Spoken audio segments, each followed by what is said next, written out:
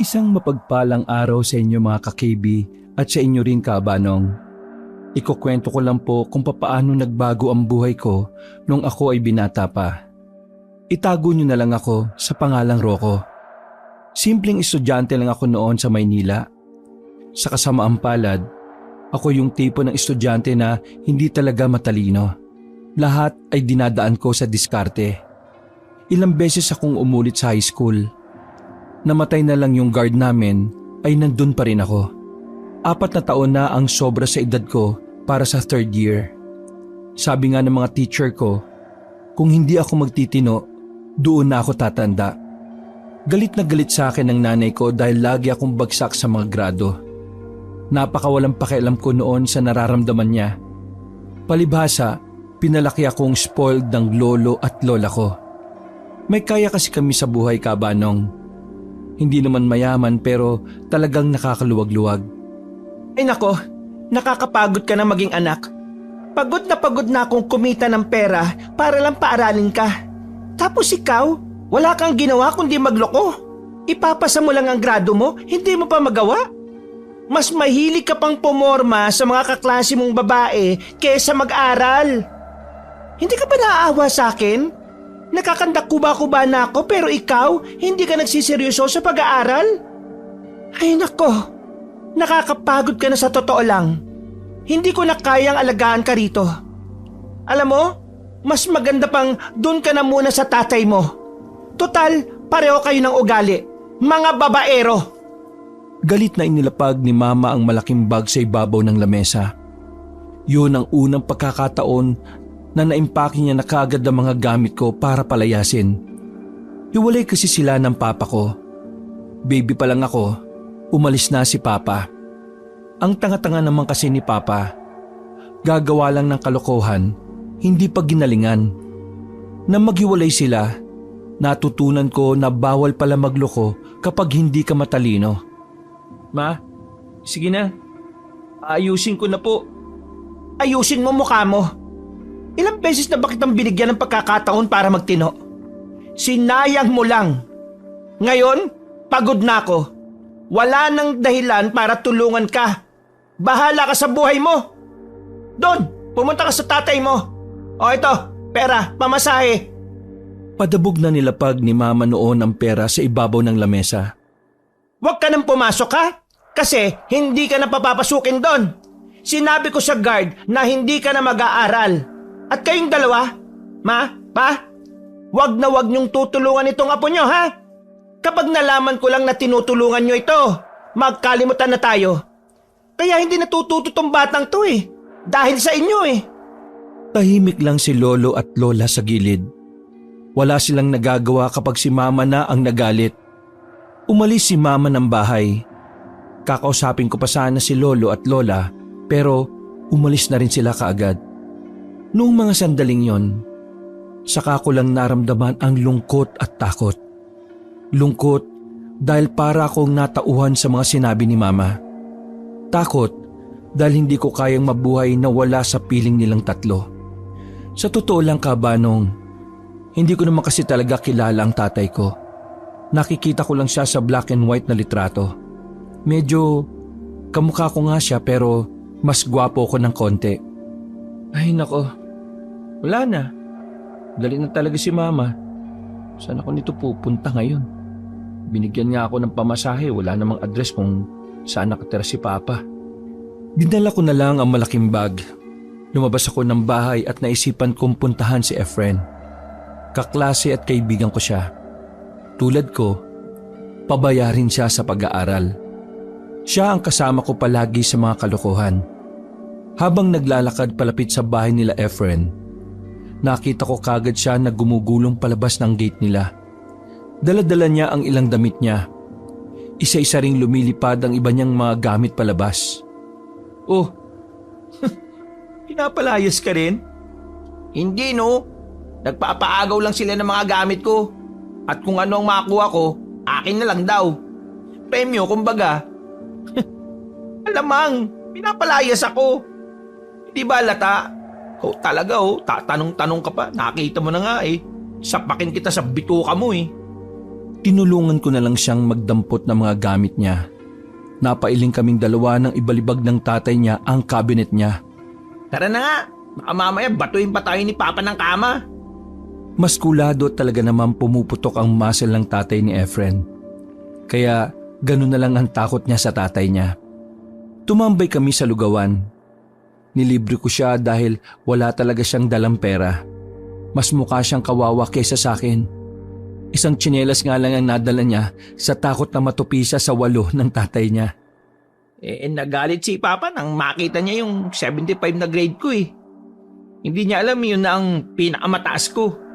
Aba, dapat natuwa na lang siya kasi ako nakaabot ng 75. Nakita ko nga yung lumang card niya eh. 70 lang yung pinakamataas nung nag-aaral pa siya. Sira ka pala eh. Siyempre iba naman noon, iba rin ngayon. Masyadong mataas ang tingin sa atin ng mga parents natin kasi mataas na rin ang pamantayan ng pag-aaral ngayon. Sus, makapagsalita ito. Alam mo talagang naranasan na niyang maging mabuting anak eh.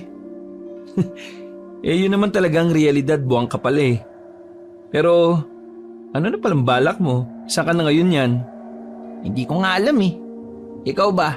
May mapupuntahan ka ba? Meron, sa tatay ko, sa Quezon. Kaso, hindi ko naman alam kung saan dun eh. Binigyan lang ako ng pamasahe ni mama tapos bahala na ako manghula.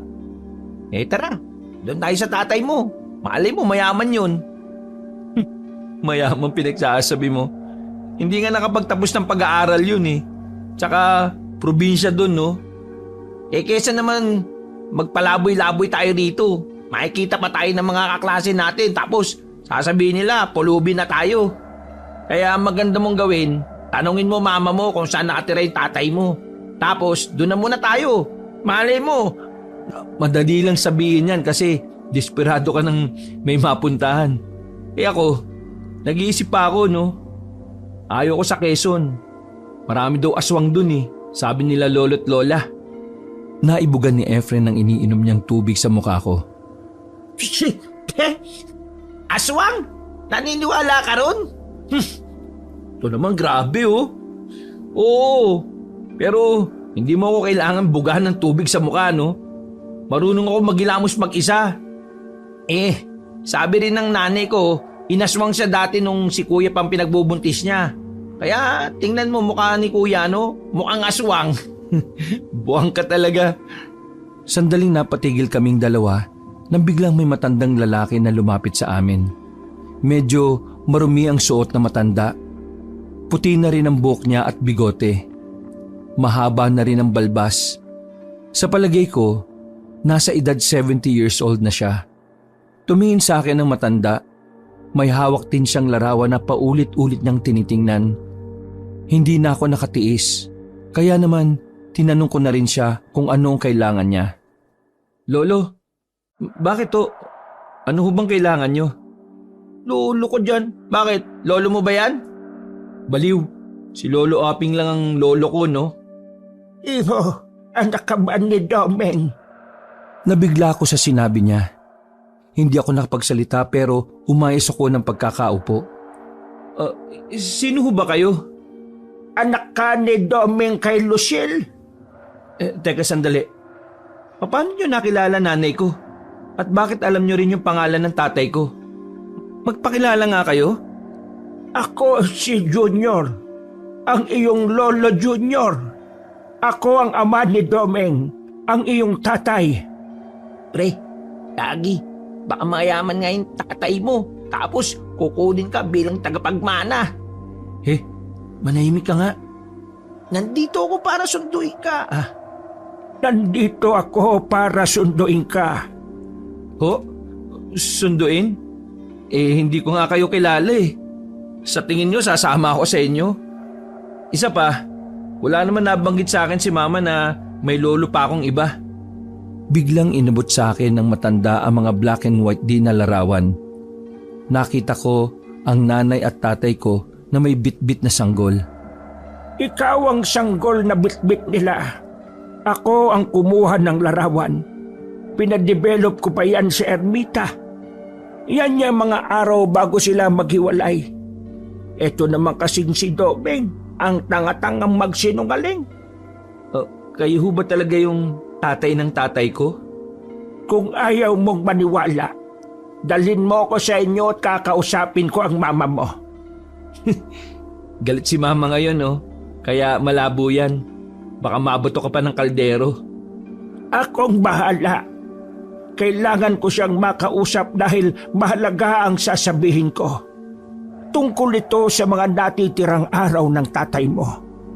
Sa hindi ko malamang dahilan ay bigla na lang akong kinabahan.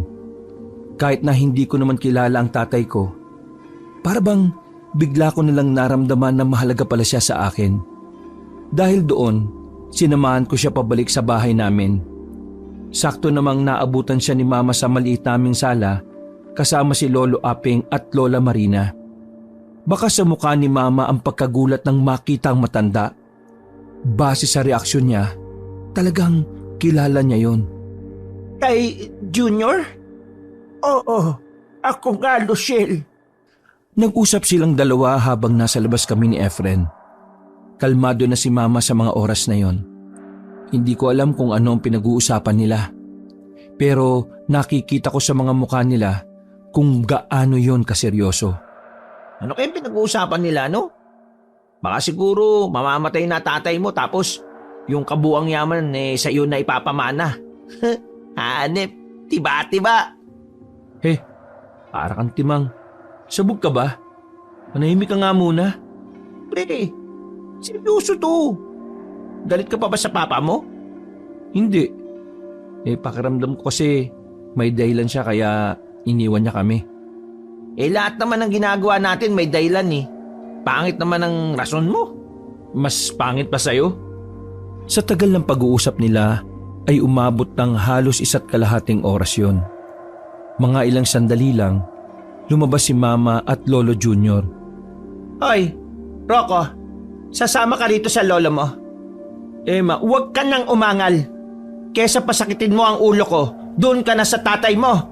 Pero ayoko, mamamatay na ang tatay mo. Gusto kanyang makita bago man lang siya mawala. parang may bumarang bato sa lalamunan ko. Hindi ko inaasahan na yon ang maririnig ko. Parang biglang nagkaroon ng puwang ang tatay ko sa puso ko. Alam kong iniwang ka niya noon, pero kung sasama ka sa akin, siya mismo ang magsasabi sa iyo ng dahilan. Pwede po ba akong sumama na rin? Pinalayas din po kasi ako. Manahimik ka nga. Pamilya ka ba? Sasama ka ba o hindi? Kasi ngayong gabi din ang alis ko. Pumunta lang ako rito para sa iyo. Sige po. Sasama na po. Dahil siguro sa awa kaya ako pumayag. Isa pa, gusto ko na rin namang marinig mula sa tatay ko kung bakit hinayaan niya akong lumaking walang ama. Ngumiti si Lolo Junior habang seryoso lang si Mama. Sa gabi ding yon, pinabauna na ako nila Lolo Aping ng pagkain. Mahaba-haba rin daw kasi ang biyahe. Napilit ko rin sila na isama na lang din si Efren. Naawa kasi ako. Baka kasi pagbalik ko ng Maynila ay taong grasa na siya. Dakong 8:00 ng gabi ay umalis na rin kami. Pero 10:00 na kami nakaalis sa terminal dahil sa pag-aabang ng bus. Habang nasa biyahe kami, ay may iniabot si Lolo Junior mula sa likuran namin. Isang telang itim na may laman na medalyon. Para sa akin to, Lo. Pangontra yan sa mga masasamang elemento. Sa probinsya namin, maraming ganon. Tumango na lang ako kahit hindi ko siya gaanong naintindihan. Pagtingin ko sa medalyon ay may disenyo iyong krus at triangulo. Kulay ginto pero halatang tanso lang. Hindi ko na yun muna isinuot at inilagay na lang muna sa bag ko. Nganga at parang pagsanan falls ang laway ni Efren na umaagos dahil sa haba ng biyahe. Mahigit 5 o 6 na oras yata ang tinahak namin. Ginising ko lang siya nang sabihin ni Lolo na bababa na kami. Nandito na tayo sa probinsya namin. Sandali, hahanapin ko lang yung magsusundo sa atin. Dito lang kayo, ha? Sandaling umalis si Lolo Junior at naiwan kami ni Efren sa tabi. Lamig dito, pre. Buti pa dito, malamig. Sa Maynila, sobrang init. Parang lagi kang yakap ni Satanas dun eh. Magpakasasa ka sa lamig kasi uuwi rin naman tayo kaagad eh. Ala, sira ulo, ano yun? Hihintayin mo lang mamatay tatay mo? Gusto ko lang naman malaman kung bakit niya kami iniwan eh. Kaya uuwi rin tayo. Lulungkot? Ewan ko. Pero parang nalulungkot din yata. Mga 2%. Pero hindi ko magawang umiyak pre. Siguro dahil kahit kailan hindi ko naramdaman ang pagmamahal ng isang ama. Kaya wala akong pakiramdam kung mawala siya o hindi. Naiintindihan naman kita pre. Hindi naman kita masisisi. Kahit siguro ako, ganyan din ang mararamdaman ko. Sana nga, iniwan na lang kami ni Papa nun eh. Kasi napakalupit niya maging ama. Dapat, lagi kang perpekto. Ay nako, ang drama natin. Nasaan na ba yung si Lolo Junior? Mukha na tayong naligaw sa terminal na to ah. May 3 bata na lumapit sa amin. Puro sila lalaki. Hindi naman madudungis kaya naisip ko na baka hindi naman mga palabo yon. Sa katunayan, magaganda ang kutis nila kahit na namumutla. Oh, wag niyong sabihin na mamamalimos kayo. Mas mukha pa kayong mayaman kaysa sa amin ha. Tumingin lang muna ang mga bata sa amin. Nakakatinginan sila na parabang nagtataka sila kung taga saan kami. Uy, nagtitripan niyo ba kami? Wag kami ha. Kumukutong ako ng bata. Baka hindi nyo na itatanong. Kinaltukan ko sa payo yung makulit na taga sa amin. Teka, taga Maynila po kayo? Oo, bakit? Ngayon ka lang nakakita ng taga Maynila na gwapo? Ha? Uy, umigil ka nga. Taga Maynila po pala kayo eh. Pwede nyo ba kaming samahan? Nawawala po kasi kami. Ano? Nawawala? Nasaan ba yung mga magulang nyo? Alam ko na pre. Naiwan ng busto. Gagi. Kawawa naman tong mga batang to. Teka. Dapat ma-report pala natin to. Ay, wag nyo na lang po kayo mag-report. Dalhin nyo na lang po kami doon. Tinuro ng bata sa amin ang kaliwang parte ng area na kung saan ay madilim. Nagtaka naman kami. Masyado pa silang bata para gustuhin pumunta sa ganoong lugar. At saka wala naman kaming nakikitang bahay doon. Uy, pinagloloko nyo ba kami? Ano naman gagawin natin doon Madilim doon. Rugby boy ba kayo? Na high class? Dumating na si Lolo Junior. Nanlaki yung mga mata ng bata at parabang natatakot. Ay, kayong 3, huwag niyong guluhin ang mga ito kung ayaw niyong mapahamak. Alis na! Alis! John! Shoo! Nagmamadaling nagtakbuhan ng mga bata na parang mga natatarantang pusa. Ayun naman, kung makabugaw parang aso lang yung mga bata. Hindi sila mga aso, pero mga aswang sila. Ho? Aswang ho? Sa probinsyang ito, humahalo na ang mga aswang sa mga normal na tao. Maraming aswang dito, kaya mag-iingat kayo. Hanggat maaari, wala kayong kakausapin na hindi nyo kilala. Lalo na kung wala ako. Natahimik kami ni Efren. Tindigan ng mga balahibo namin. Seryosong seryoso ang mukha ni Lolo. Mas kakabahan pa sana kami pero napansin ko yung kasama niya. Isang binata rin na parang kasing edad lang namin. Sino to? Si Yoyong, pinsan mo yan. Siya ang maghahatid sa atin papunta sa baryo. Tara na, bago pa dumami ang aswang dito. Binuhat na rin namin ang mga gamit namin. Sumakay kami ng isang truck na parang binabad sa putik. Ang daming tuyong putik at ang masama pa, sa likod kami pinasakay ni Lolo Junior. Siya nasa loob, katabi ng driver. Huwag kayong malikot! Malubak ang ibang daraanan natin kaya baka kayo ay madagdag Kumapit kayong mabuti! Mabilis ang pagpapatakbo ng pinsan kong si Yoyong. Nanigas na nga ang buhok namin dahil sa lamig ng hangin. Pero makalipas lang ang halos 15 minutos, bumagal na rin kami dahil nasa parteng malubak na kami. Liblib na rin yon, Kabanong, at tanging nagtataasang puno na lang ang nasa gilid. Ani pre, parang papunta na tayo sa dulo ng mundo ah. Liblib na rito oh. Di kaya rebelde tatay mo tapos gagawin tayong isa sa kanila. Hindi naman siguro, no? Ano? Talo na tayo. Mag-isa ka. Kita mo naman tong lupa na to. Baka mamaya may aswang pa rito di patay ka. Umupo na lang muna kami sa gulong habang umaalog-alog kami. Wala pang ilang minuto, nakarinig kami ng malakas na hiyaw. Nagkatinginan kami ni Efren. Hindi man kami nagsalita, alam na namin kung ano yon. Dumungaw si Lolo Junior sa bintana at pasigaw na nagsalita sa amin. At may nakita kayong sumusunod, sabihan nyo lang kagad kami, ha? Lumapit ako sa harapan at tinungaw ko si Lolo Junior. Madadagit ba kami rito, Lo? Ng mga aswang na yan? Hello, kayo nga, huwag kayo makulit. Kabado na kami ni Efren noon. Pero silang dalawa sa harapan ay kalmado lang. Parang normal sa kanila ang aswang. Sa takot ay sumiksik na kami sa kanto ng truck. Wala na kaming pakialam kung marumihan kami. Pasilip-silip kami sa likuran.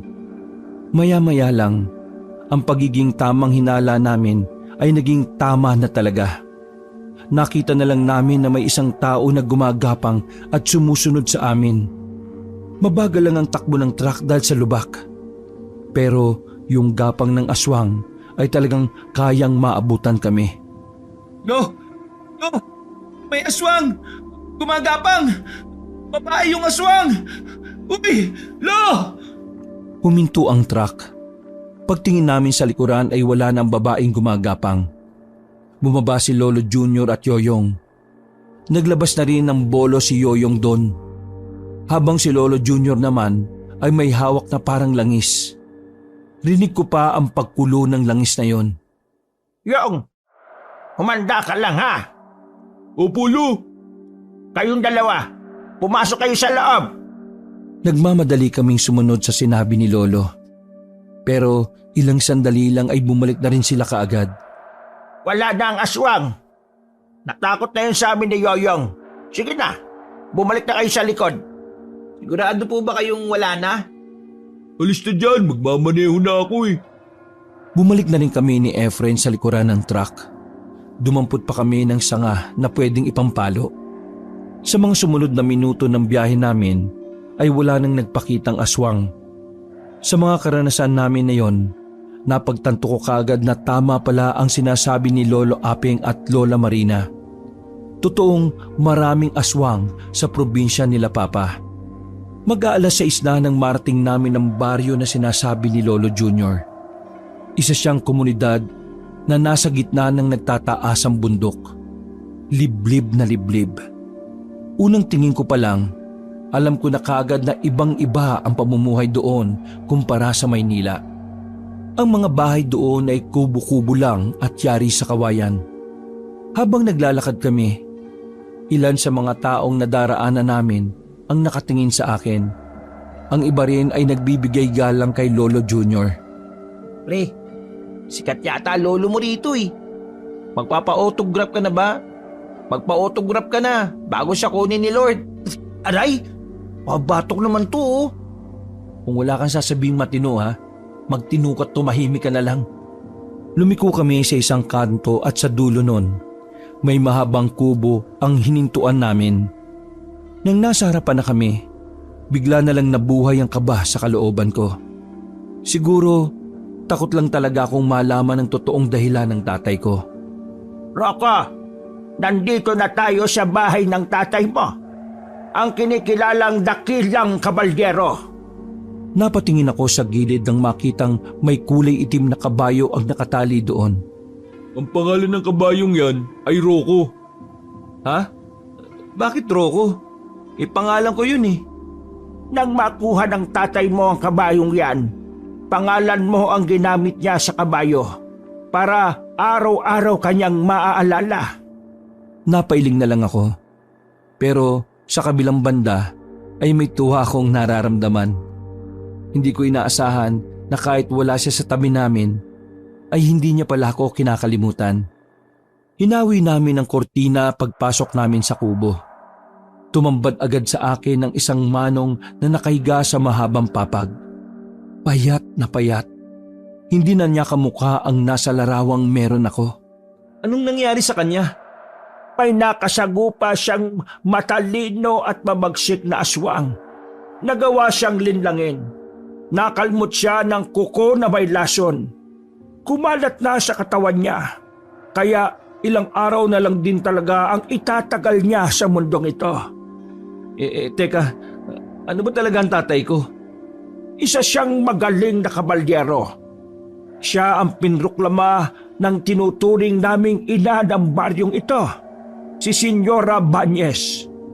Siya ang protektor ni Senyora laban sa mga aswang. At siya rin ang tagapagtanggol ng lahat ng taga rito. Pero ngayon, nalalagay kami sa panganib. Kapag nalaman ng mga aswang na ganito na ang lagay ni Domeng, siguradong lulusob na sila rito. Bagya pa kaming lumapit sa tatay ko. Sakto naman na nagising na rin siya. Nakangiti niya akong tiningnan. Anak, Rocco, ikaw na ba yan? Oo, ako na ho ito. Mabuti naman at nakarating ka. Akala ko hindi na kita makikita pa. Hindi na ako magpapaligoy-ligoy pa. Gusto ko malaman kung bakit nyo kami iniwan noon ni Mama. Dahil ba sa ibang babae? Wala akong ibang babae. Oo, babaero ako. Pero nang magkaanak kami ng mama mo, iniwan ko silang lahat para sa inyong dalawa. Ang kaso, kasabay nun, kinailangan ako ng baryong ito. Hindi na kaya ni tatay na ipagpatuloy ang pagiging kabalyero niya. Kaya ako ang pumalit. Patawarin mo ako kung mas pinili ko ang baryong ito kaysa sa inyo. Pero ang pag-alis ay isa ring paraan para mailayo ko kayo sa kapabakan. Ayaw kong dumating ang araw na pati kayo ay madamay dahil lang sa isa kong kabalyero. Napabuntong hininga na lang ako sa sinabi niya.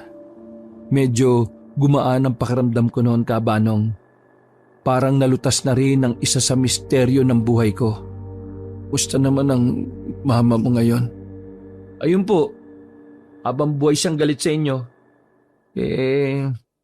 Ikaw naman kasi. Aalis-alis ka nang hindi nagpapaalam. Anak, ayaw kong tahakin mo ang buhay na tinahak ko. Delikado, masalimuot. Gusto kong bumalik ka sa Maynila at sabihin mo sa mama mo ang tunay kong dahilan. Domeng, siya na lang ang natitirang lalaki na kadugo ng mga kabalyerong tulad natin. Wala nang ibang papalit sa'yo.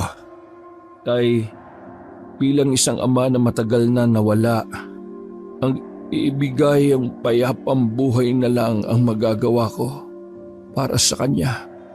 Nandiyan naman si Yoyong. Kadugurin natin siya. Pero, Tiyo, ang kailangan po ay ang purong kadugo. Pamangkin niyo lang po ako sa malayong pinsan eh. Teka. Sinamin niyo ba ako rito, Lo? Para gawing tagapalit sa kanya ng pagiging, ano? Ano ba yun? Kabalyero? Hinawakan ni Lolo ang balikat ko at mapait na ngumiti. Atawarin mo ako, Apo. Pero ikaw lang. Tay, pakiusap. Ayaw kong pong manahin ni Rocco ang buhay na pinamahalan niyo. Ibang bata si Rocco. Iba ang gusto niyang buhay. Siguro, mabuti pa huwag na natin siyang obligahin. Ayoko hong pilitin ang anak ko.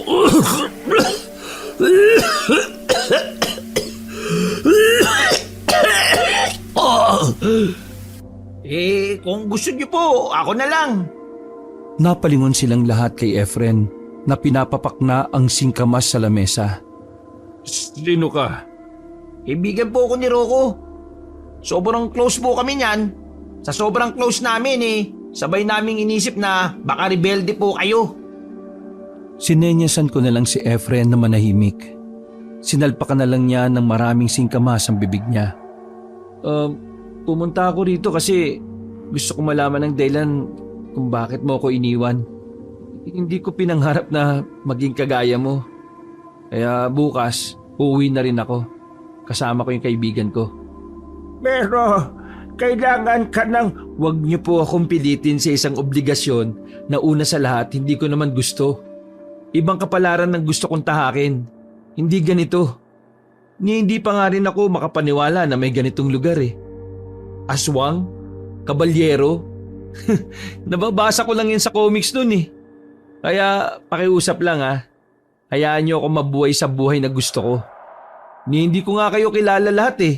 Tapos, gusto niyo iligtas ko kayo laban sa mga aswang na yan? Mismo! Natahimik si Lolo Junior. Sa halip na bukas pa ang alis ko, napilitan akong lumabas ng kubo na yon. Napagdesisyonan kong umuwi na kagad bago pa nila ako makumbinse. Paglabas ko ay sumunod naman kagad si Efren. Dala-dala pa rin niya ang malaking singkamas. Uy, saan ka pupunta? Di malamang uuwi na. Baka mamaya gawin pa akong kabalyero ng mga to. Alam mo ba kung paano umuwi? Tsaka, kaya mo ba? Tandaan mo inaswang tayo kanina. Medyo nagdalawang isip ako nang sabihin yun ni Efren. Tiningnan ko siya ng masama. Sabay lapit sa kanya at hawak sa kwelyo. Umaming ka nga. Gusto mo ba rito? Wala naman na ako kasing babalikan pa sa Maynila eh. Di ba nga, pinalayas na ako ni Papa? Sus, pambihira ka. Akala mo siguro madali ang buhay dito, no? Mas okay na sa akin na mahirap ang buhay kaysa sa mas mahirap na buhay. At least dito, wala mambubugbog sa akin na ama. Ay nako, bahala ka. Basta ako aalis na. Diyan ka na ha. Uy, Rocco! Delikado kapag mag-isa ka! Hindi ko na siya nilingon, Kabanong. Masyado kong nagpadala sa bugso ng damdamin. Kahit ang totoo naman talaga, takot akong umalis dahil wala akong kaalam-alam sa lugar na yon. Saka ko lang naramdaman ang kilabot nang makalayo na ako sa baryo nila. Hindi ko alam pabalik dahil nagkandaligaw-ligaw na ako. Sinuyod ko ng tingin ang buong paligid. Ang dilim. Kakaunting liwanag lang mula sa buwan ang nagsisilbi kong ilaw. Bumuntong hininga ako. Noong mga sandaling yon, parang nagsisisi na ako na umalis ako sa baryo. Ay naku naman, kainis. Bakit ba kasi nagpadala ako sa emosyon ko eh? Nakakatakot dito eh oh. Habang inaalam ko kung saan ang tamang daan pabalik, nakarinig ako ng mga kaluskos sa paligid. Napayakap agad ako sa malaki kong bag. Ama namin, sumasalangit ka. Sabayin ang loob mo. Papasamin ang loob mo. Wait, tama ba dasal ko? Kainis naman oh. Hindi ko rin magawang humingi ng tulong sa Diyos kasi wala akong alam na dasal. Huminto ako sa halaman na may malalapad na dahon. Mga ilang sandali lang, may narinig na rin akong pagaspas ng pakpak. Ramdam ko rin ang biglang paglakas ng hangin. Marahan akong lumingon sa likuran ko nang maramdaman na doon pala galing ang malakas na hangin. Noong una ay hindi ko pa masyadong maaninagan. Paghawi ko sa halaman ng mas malawak, sa tulong ng sinag ng buwan, nakita ko ang isang babaeng humihiwalay ang katawan sa bewang niya. Walang iya, manananggal yun ha. Mahina lang naman ang pagkakasabi ko pero nakita kong lumingon siya sa kinilalagyan ko. Mas kakaibang kilabot ang agad na dumaloy sa katawan ko noon. Saka lang ako natauhan nang makitang papalapit na siya sa akin. Sinimulan niyang ipagaspas ang pakpak niya. Wala na akong sinayang na oras at sinimulan ko na rin tumakbo. Pero dahil medyo may kabigatan ng dala kong bag, medyo mabagal din ang pagtakbo ko. Tulong! Tulong! May one half na lumilipad! Sigaw ako ng sigaw, Kabanong. Mas lalo akong kinakabahan nang makitang nasa ere na yung manananggal. Ik-ik siya ng ik-ik na para mampaniki. Tulong! Nasa aktong dadagitin na ako ng manananggal nang biglang dumating si Yoyong. Tinagaan niya ng dala niyang bolo ang aswang. Nasaktan yun at tumama pa sa mukha ko ang kamay na naputol mula sa kanya. Sa susunod, mas gagamitin mo ang utak mo ha. Maraming namamatay sa katangahan. Tandaan mo yan. Sus, yabang mo ah. Sinabi ko bang iligtas mo ako? Walang anuman. Anong walang anuman? Baliw ka ba? Inunahan na kita. Walang anuman. Kasi mukhang hindi ka marunong magpasalamat eh. Nauna nang naglakad si Yoyong. At kahit inis ako sa kahanginan niya, sinundan ko na lang siya pabalik ng baryo nila. Tahimik lang kami habang naglalakad. Kung hindi ko pa siya kakausapin, hindi pa siya magsasalita. Ikaw, ayaw bang maging kabalyero? Ayaw mong pumalit sa tatay ko? Gusto. Pero hindi ko pipilit. Lalo na kung hindi ako karapat-dapat. At ako yun, yung karapat-dapat. Ang kulit. Ayaw ko nga maging ganun eh. Gusto ko pamuhay sa Maynila. Daming aswang kaya dito. Kung hindi ikaw ang papalit, magiging bakante ang posisyon. Pipili ulit si Senyora Banyes ng bagong kabalyero. Tatagal yun ng 6 na buwan. Pero mga aswang, nakita mo naman, agresibo. Gabi-gabi silang ganyan. Ano ba? Kinokonsensya mo ba ako? Ayaw ko nga eh. Saka, bakit kailangan pang tumagal ng 6 na buwan yung pagpili? Isa ka lang naman eh. Madali lang pumili kung walang choices, no? Alam mo, bukod sa akin, marami ding naghahangad na maging kabalyero. Marami ang sasali sa magiging pilian, kaya tatagal. Ay nako, ewan ko sa inyo. Basta ako, babalik ako ng Maynila. Mag-aaral na ako ng mabuti para magkaroon ako ng maayos na buhay at para hindi na ako mapalayas. Ngumisi na lang si Yoyong sa akin. Nang makabalik kami sa baryo, hinatid muna ako ni Lolo Junior sa magiging kubo namin ni Efren. Pagpasok ko roon, nakahilata na kagad si Efren habang kumakain pa rin ng singkamas. Apo, pag-isipan mong mabuti. Walang mawawala kung... Lo, sige na. Magpapahinga na muna kami. Tumangutango na lang ang lolo ko at saka umalis na rin. Alam mo, parang putotoy ang lolo mo, no? Ha? Nagmamatigas pa rin lolo mo kahit ayaw mo. Ang tawag dyan, matigas si Junior. Di ba Junior ang pangalan ng lolo mo? Tapos Junior putotoy ng bata. Ganun. Ay nako, kailangan ko pa ba talaga ipaliwanag? Wala nang maging kaibigan kita. Wala pa ako natutunan na maganda mula sa'yo. Pareho lang tayo, no? Humiga na lang ako sa sahig na nilatagan ng makapal na kumot. Naunang nakatulog si Efren habang yakap-yakap ang isang tali ng singkamas. Tulala lang ako noon habang iniisip ang mga bagay-bagay kabanong. Aminin ko man sa hindi, naawa ko sa tatay ko.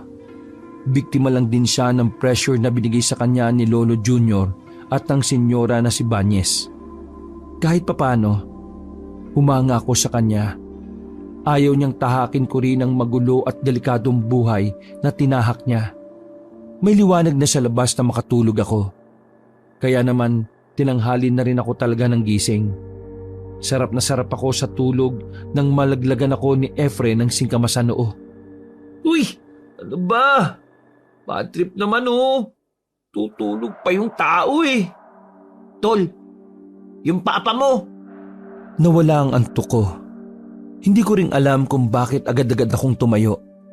Pinuntahan namin ang tatay ko sa kubo niya. Pagdating ko, nag-aagaw buhay na siya. Naroon na ang ilang residente na umiiyak. Ako, sundin mo ang sinasabi ng puso mo. Hawakan mo ang kapalaran mo. Ikaw lang ang magdidikta kung anong landas ang para sa'yo. Hindi ko alam kung ano ang sasabihin ko sa kanya. Walang salitang lumalabas sa bibig ko. Isabi sa mama mo na mahal ko siya. At ikaw, kayong dalawa. At Mas lalong naglakasan ng iyak ng ibang residente nang bumitaw na ang tatay ko sa pagkakahawak sa kamay ni Lolo Junior. Natagpuan ko na lang din ang sarili kong umiiyak. Yung panahon na ilang taong kong pinangharap na makita, halos kalahating araw ko lang nakasama. Sa pagpanaw ng tatay ko, Kabanong, ay maraming nangamba sa baryo nila. Tsak daw kasing lalakas na ang loob ng mga aswang dahil wala na ang dakilang kabalyero na maraming taon ng protektor ng baryo. Naging tahimik lang ang libing ng tatay ko. Hindi na rin pinagtagal dahil baka makahalata na ang mga aswang.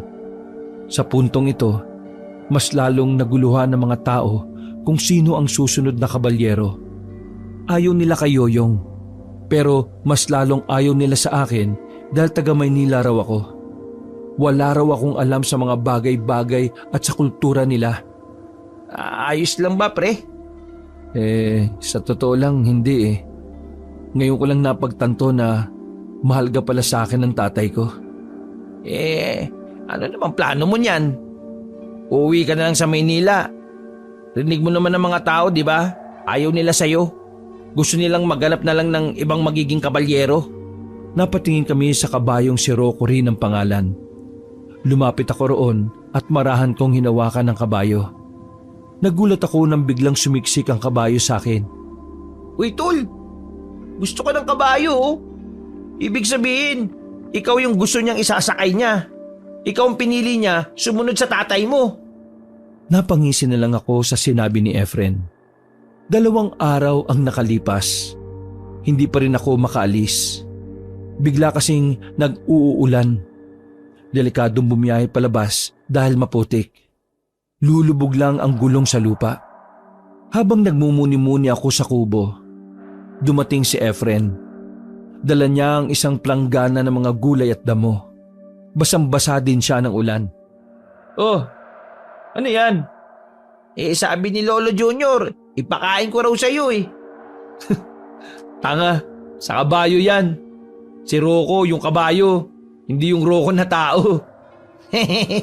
Biro lang. Ito naman oh. Diyan ka na nga. Napailing na lang ako. Mga ilang sandali lang ay bahagyang humina na rin ang ulan. Pero narinig ko sa labas na may mga nagsisigawan.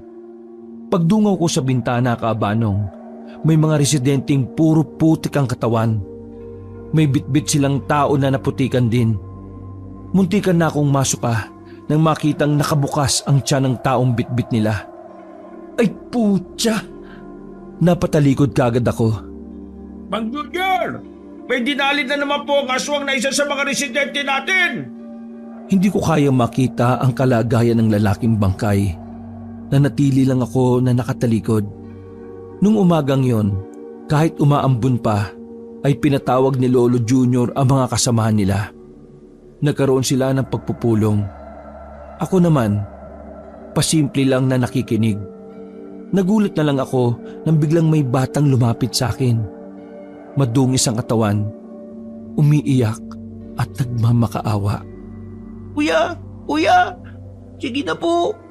Kayo na po ang maging kabalyero. Kailangan po namin ng katulad yung magliligtas sa amin lahat eh. Pakiusap, pinatay po nila ang papa ko ngayon lang. Nakikiusap po ako. Sige na po, pakinggan niyo po ako. Kami. Pero wala akong alam sa pakikipag... Nararamdaman kong magaling ka, kuya. Kaya sana, tulungan mo kami. Niyakap ng batang isa kong hita at umiiyak. Sakto naman na kararating lang ni Efren. Uy, anong ginagawa mo dyan bata? Bakit ka umiiyak? Gagi tol, sinipa mo no? Hoy, sira ulo ka ba? Bakit ko naman sisipain to? Nakaramdam ako ng awa para sa bata. Huling pag-asa ang tingin niya sa akin. Dahil sa batang yon, nagbukas yun ng kaisipan sa akin. Na baka kaya ako napunta doon ay dahil yun sa kapalaran na gustong ibigay sa akin ng Diyos. Kahit maulan, pinuntahan ko ang puntod ng tatay ko sa likuran ng bahay niya. Inalis ko ang mga dahon na tumatakip sa pangalan niya. Pa, pasensya na pero sa unang pagkakataon, hindi kita pinakinggan. Palagay ko, ito ang dapat kong gawin eh. Hindi ko kayang may umiiyak na bata sa harapan ko dahil nawalan siya ng tatay. Kasi gano'n na gano'n ako noon eh. Nung inaanap kita dahil hindi ka na nagpakita. Pa, sige po. Susubukan ko pong sumunod sa yapak nyo. Susubukan ko po na maging kabalyero. Tuwang-tuwa si Lolo Junior nang malaman na tinanggap ko na ang kapalaran ko bilang kabalyero. Alam ko sa sarili ko na wala akong ideya sa pagiging katulad ng tatay ko. Humawak nga lang ng itak ay medyo natatakot na ako. Kahit loko-loko ako sa Maynila, pagdating sa gulo, tiklop talaga ako, Kabanong. Diyos ko, salamat naman. Kung ganun pala dapat nang sanayin itong si Rocco. Lo, ako na pong balang magsanay sa kanya. Iiyak sa akin yan. Hindi ko pinansin ang sinabi ni Yoyong. Akala ko, nagyayabang lang siya sa akin. Pero nang magsimula na kami magsanay, bugbog sarado ko sa kanya.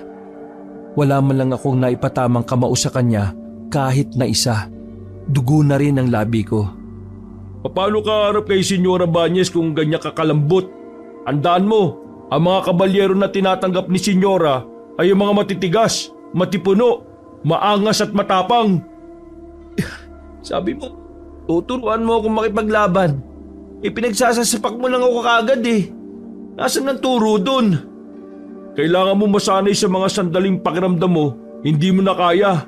Dahil sa mga ganyang sitwasyon, mas lalabas ang totoo mong tapang at pagmamahal para sa mga pinapangalagaan mo. Uy, teka, uy! Bigla na lang siyang tumakbo sa akin. Sinuntok niya ako sa muka. Dahilan para mawalan ako ng malay. Nagising ako, Kabanong, dakong hapon na. Maulan pa rin. Hindi pa ako nakakapagpahinga ng maayos ay hinila na ako ni Efren palabas ng kubo. Uy, bawal daw matulog no? Mag-iispadahan daw kayo. Ha? Ano yun? Paglabas ko, maraming nanunood kahit na nauulanan sila. Hinagi sa akin ni Yoyong ang espada na ginagamit daw ng tatay ko sa pagpatay ng aswang. Kagigising ko lang galing sa suntok mo. Tapos eto kagad. Wala bang pahinga-pahinga? Hindi nagpapahinga ang isang kabalyero, lalo na kapag may banta na ang buhay ng lahat. Anong oras pwede tayong lusubin ng mga aswang? Kaya humanda ka! Uy, teka, paano to? Para akong tanga na salag lang ng salag gamit ang espada na hawak ko. Ang hirap niyang igalaw dahil mabigat. Uy, teka lang kasi. Pero sige lang si Yoyong kakahagupit sa akin ng hawak niya. Buti na lang kahit na papaano ay nagagawa kong salagin. Hanggang sa hindi ko na nga nasabayan ng pag-atake ni Yoyong. Natutukan niya ako sa liig. Nagsimulang madismaya ang mga tao. Naririnig ko ang mga sinasabi nila. Ano bang klase yan? Ganyan bang papalit sa dakilang doming? Ang lamya? Ay, Diyos ko. Anak ba talaga yan ang dakilang kabalyero? Mas matigas pag gumalaw ang putotoy ng bunso kong anak Hindi kami papayag ng ganyan. Walang magagawa sa mga aswang ang ganyan. Alam bang aasahan sa taga Maynila? Wala namang alam ang mga yan kundi magyabang. Halo-halong opinyon na ang naririnig ko, Kabanong. Lahat yon kontra sa akin. Kaya naman hindi na nakatiis si Lolo Junior. Hay! Tumalma kayong lahat. Bakit hindi natin hayaan ang apo ko na matuto? Lahat naman ng malalakas ay nagsisimula sa pagiging mahina.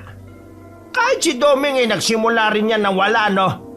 Kaya sana, huwag nating ipagkait ang pagkakataon kay Rocco na matuto. Kailan ba yan matututo?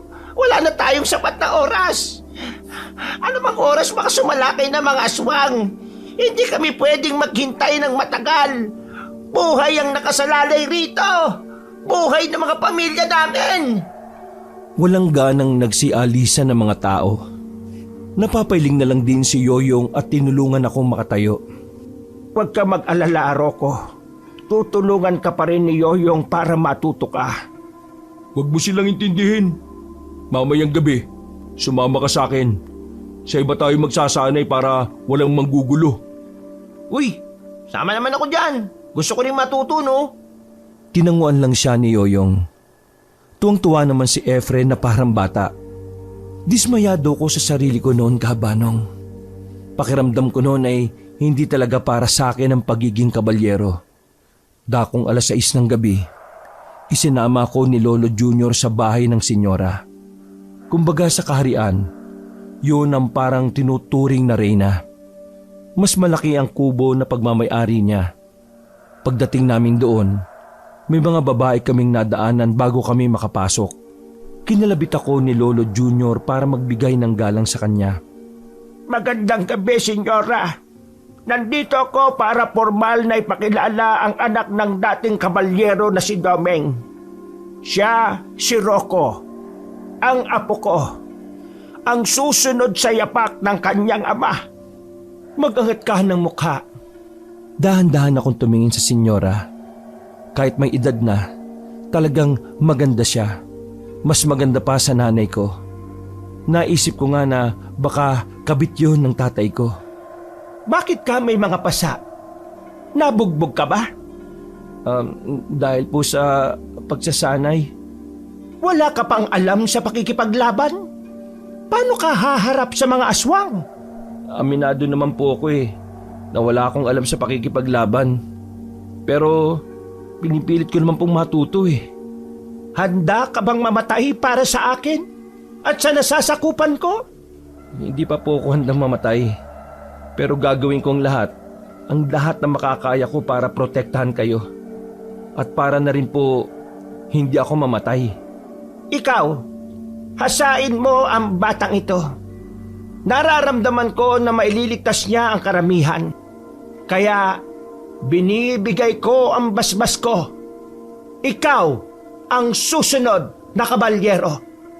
Ay nako, maraming salamat, senyora. Yun lang ang pinag-usapan nila. Ganun lang kadali na nakuha namin ang pagpayag ng senyora. Nang makalabas na kami, ay isinama na kaagad ako ni Yoyong. Lalayo daw kami sa baryo para mas makapagsanay ako ng maayos. Kasama namin si Efren na siyang tagabitbit ng mga gamit namin.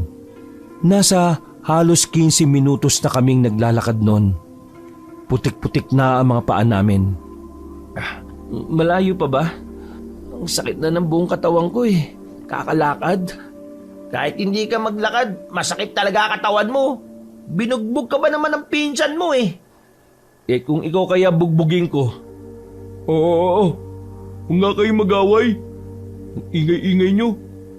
Naalarma ako nang kunin ni Yoyong ang espada niya. Oh, bakit? Magsisimula ng pagsasanay. Aktwal na pagsasanay. Ha? Ibig mong sabihin? Naganap talaga ako ng aswang para masubukan mong makipaglaban sa totoong aswang. Anak ng tokwa, bakit hindi mo sinabi? Hey! Alam kong merong aswang dyan!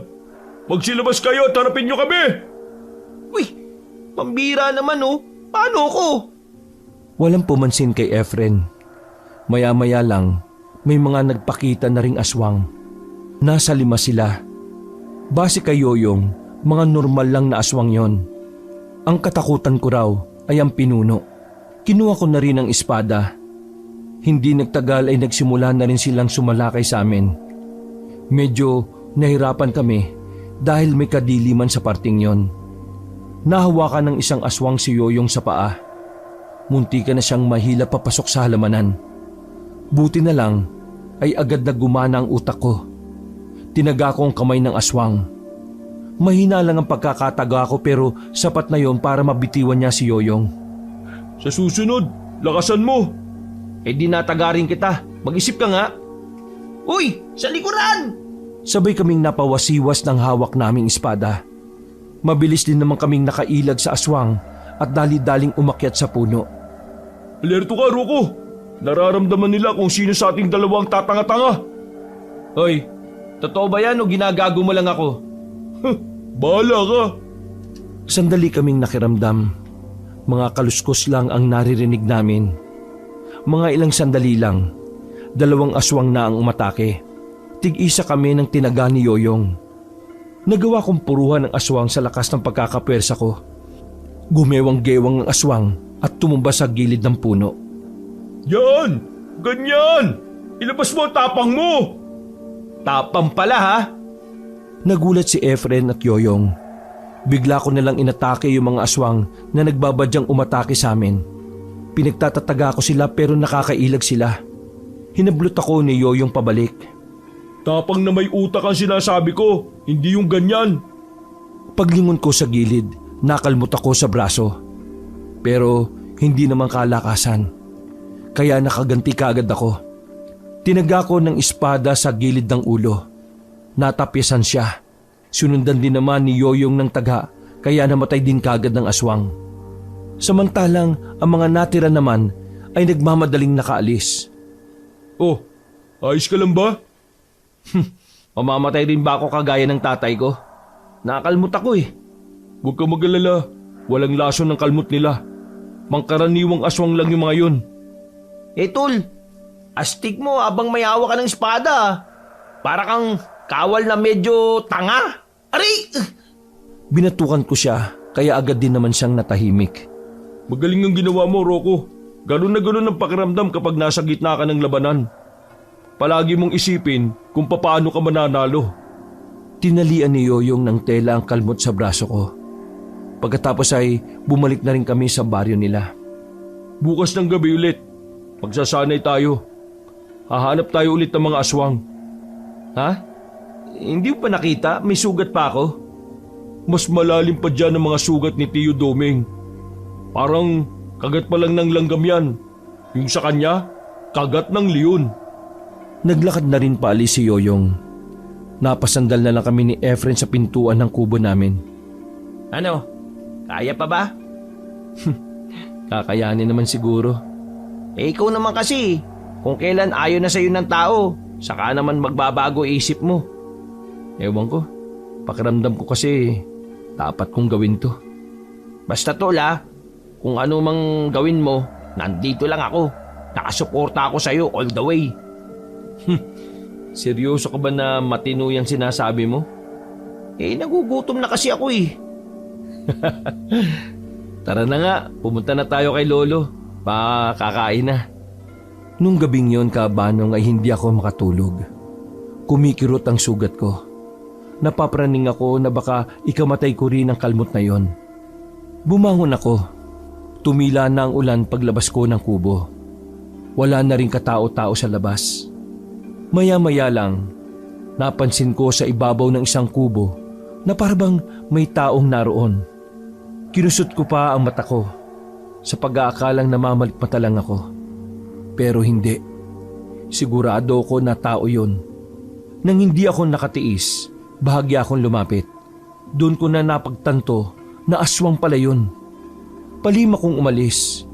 Kinuha ko sa kubo namin ang espada na ginamit ko sa pagsasanay. Maraan akong lumapit sa kubo kung saan naroon ang aswang. Noong mga sandaling yon, hindi ko rin talaga alam kung saan ako kumukuha ng lakas ng loob.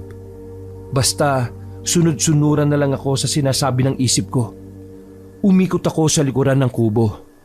Pumatong ako sa banga at saka ko tinaga ang aswang habang nakatalikod siya. Napahiyaw pa ng malakas ang aswang.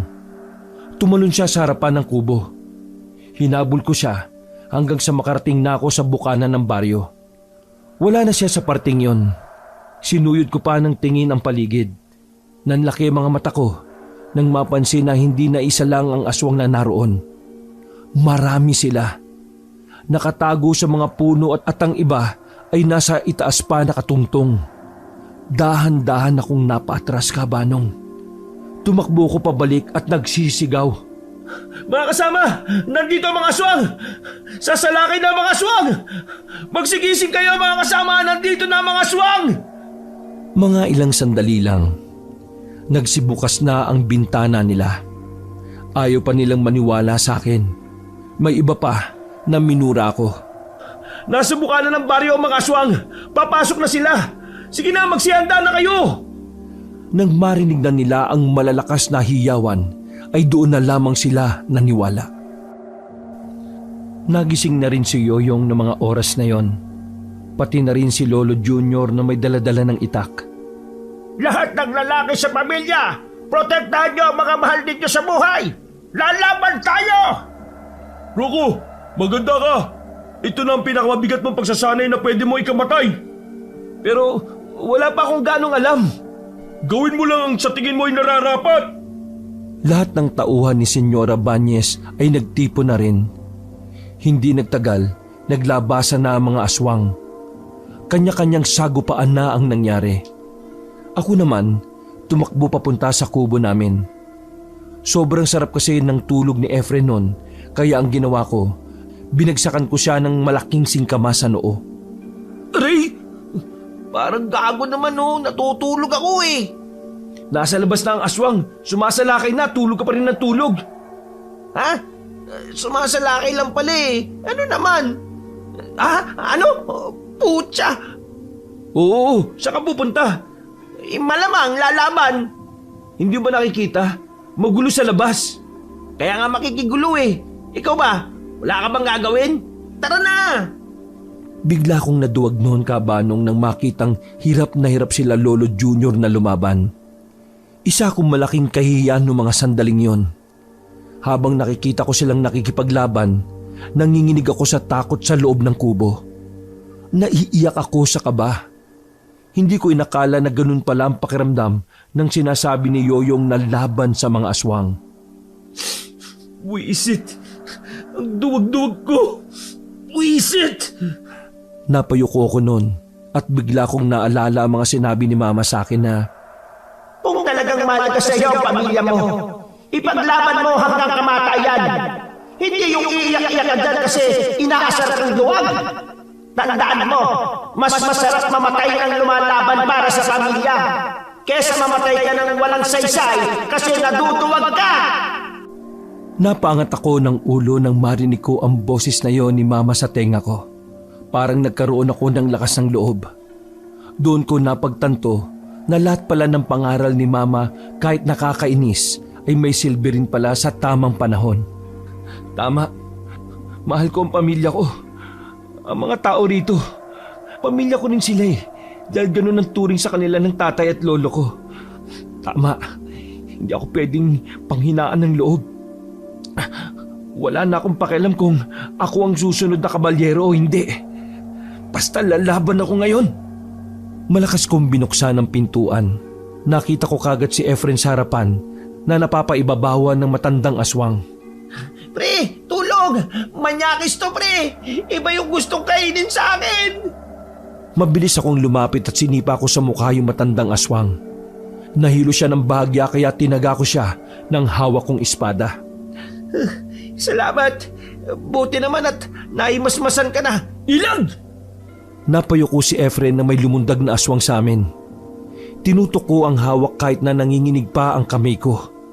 Lapit! Papatay! Ha? Napatigil ako sa pagsasalita na may humila naman sa akin sa ilalim ng kubo. Nakakapit ako sa haligi at natusok ko ang aswang sa ilalim. Sinunod kong tagain ng isa pang aswang na lumapit sa amin. Nagawa ko siyang patamaan kaso mahina pa lang. Bumalik kami kina Lolo. Napangiti si Lolo Junior na makita ang ginawa ko. Rocco, ang senyora, puntahan mo! Kailangan ka niya! Lo! Ilag! Ngayon na! Karipas na ako ng takbo. Inilagan ko na lang ang mga aswang na humaharang sa akin. Bago ako makarating sa kinaroroonan ng senyora, napadaan ako sa bahay ng Tatang Domingo. Napahinto ko nang makitang nakasabit sa dingding ang espada niya at ang tinatawag nilang baluti ng kabalyero. Agad kong sinuot ang baluti. Medyo maluwag sa akin dahil mas malaki ng kaunti sa akin ng tatay ko. Pagkasuot ko noon kabanong ay kinuha ko rin ng espada na doble ang bigat kumpara sa karaniwang espada. Pa, hindi ko kayang pantayan ang mga nagawa ninyo. Pero ngayong gabi, susubukan kong maging katulad ninyo. Lumabas ako ng kubong yon at pinuntahan ko kagad ang kabayong si Rocco. Tinaga ko kagad ang tali niya. Sandaling parang tumayo si Rocco. Ramdam ko sa kanya ang tuwa. Rocco, Tokayo, alam kong hindi ako kagaya ni Papa. Pero sana makisama ka sa akin ha. Tulungan mo ko ha. Maamo at kalmado ang kabayo sa akin. Samantalang hindi siya ganun sa ibang tao. Kaya naman nakasakay kagad ako sa kanya nang walang kahirap-hirap. Bago kami lumabas ng bakuran ni Rocco, hinarang kami ng 2 aswang. Habang nakasakay ako sa kabayo, ay tinaga ko silang 2. Tinamaan sila sa katawan na naging dahilan para mamatay sila kaagad. Kakaiba ang nararamdaman ko noon, Kabanong. Nawala ang takot. Ang pagiging mangmang ko sa labanan ay hindi ko naramdam. Parang normal na mandirigma ako. Nang tumayo na si Rocco, nakita ko ng mga residente. Ang kabalyero! Ililigtas tayo ng kabalyero! Ang sarap sa pakiramdam nang marinig ko yung, Kabanong. Kaya naman nabuhayan ako ng lakas ng loob. Lahat ng madaanan kong aswang ay pinapatay ko. Hindi ko alam kung tama ang pagtataga ko. Basta hinahagupit ko kahit sinong aswang na humaharang sa amin. Pagdating ko sa bahay ng senyora, may mga nakaaligid na aswang doon. Punyal lang ang hawak ni Senyora Banyes noon habang pinoprotektahan ng mga alalay niya. "Lumayo kayo dyan!" Isa-isa kong pinaghahagupit ng espada ang mga aswang. Isa sa kanila ang nakatama ng kalmot sa bandang tagiliran ko. Pero hindi ko yun ininda. Ang bagong kabalyero! Kailangan tong malaman ni Pinuno! Nagsialisa ng mga aswang. Sinamantala ko na yon para kunin si Senyora. "Senyora, kailangan niyo umalis dito. May alam ba kayong lugar?"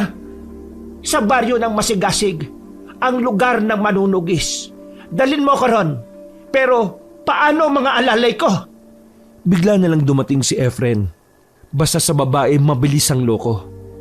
Ako na pong bahala sa mga chicks. Tara, magtago tayo sa silong. Tatawagin ko si Yoyong at babantayan namin kayo. "Pre, mag-iingat ka ha." Tumango lang si Efren. Tinulungan ko naman si Senyora na makasakay sa kabayo. Hindi ako nagkamali ng pagpili sa iyo, batang kabalyero.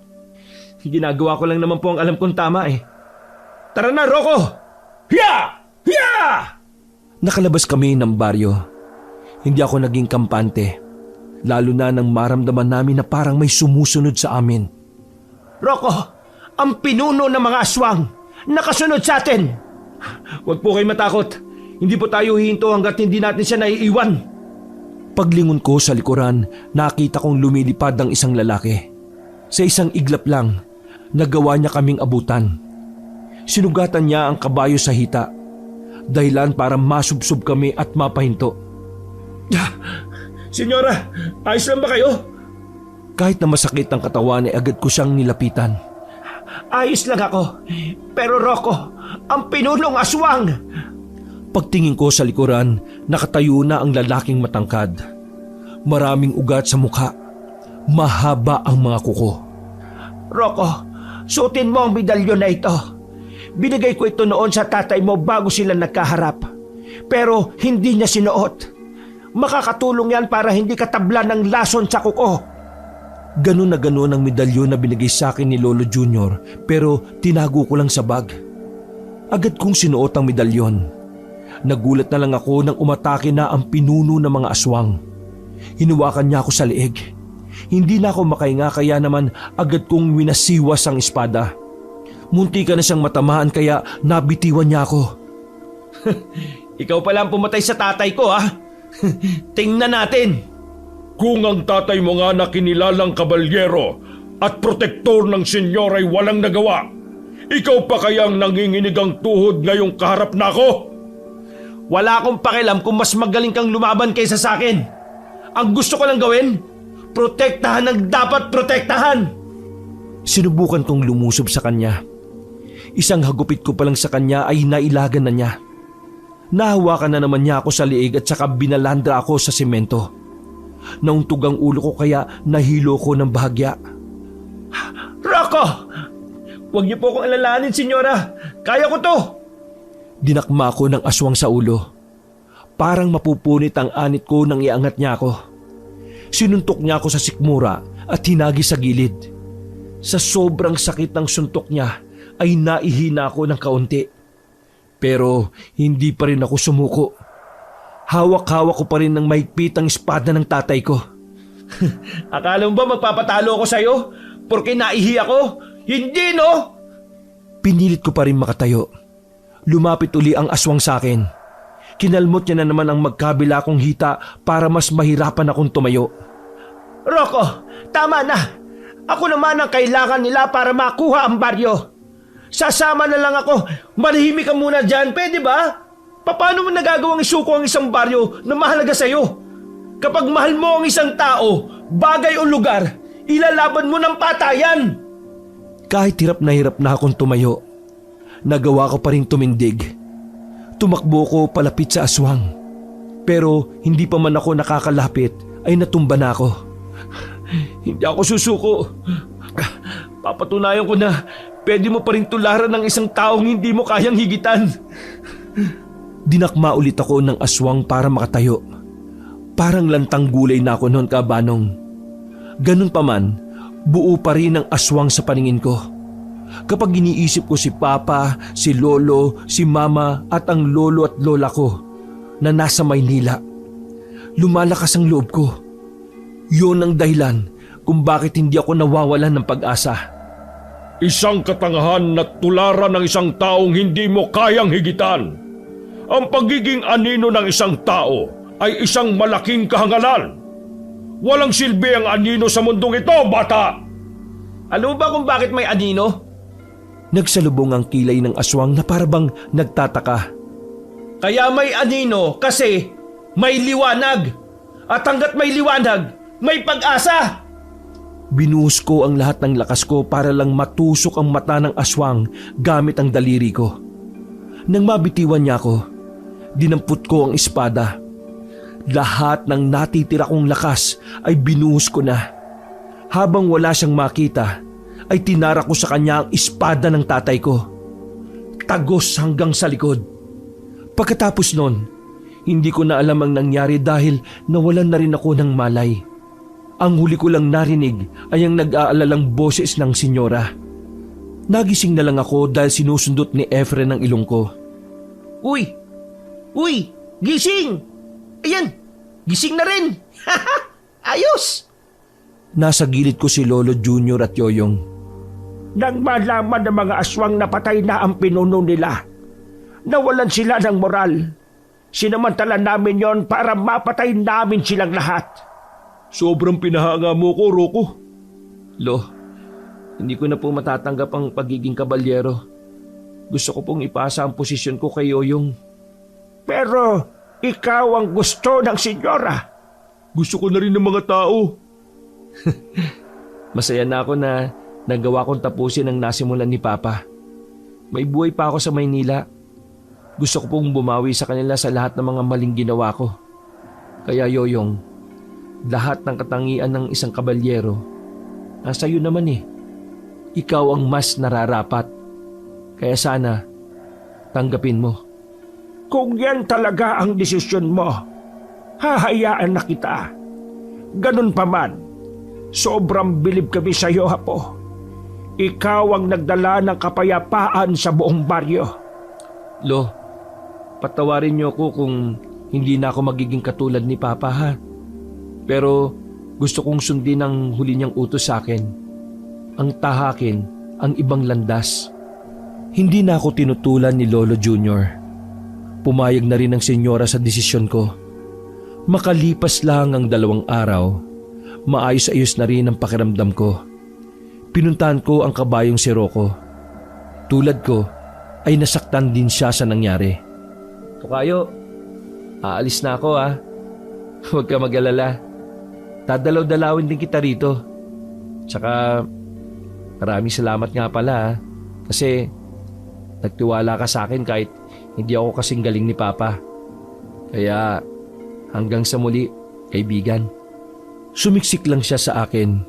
Pagkatapos noon ay hinatid na rin nila kami sa sakayan. Kasama ko pa rin bumalik si Efren. Tulad ko kasi, napagdesisyonan niyang magpakatinuna sa buhay. Napagtanto namin na wala pala sa mga magulang namin ang problema. Kung hindi, nasa amin na. Hanggang dito na lang ang aking kwento, Kaabanong. Sana ay may natutunan kayo at nagustuhan nyo ito. Wakas,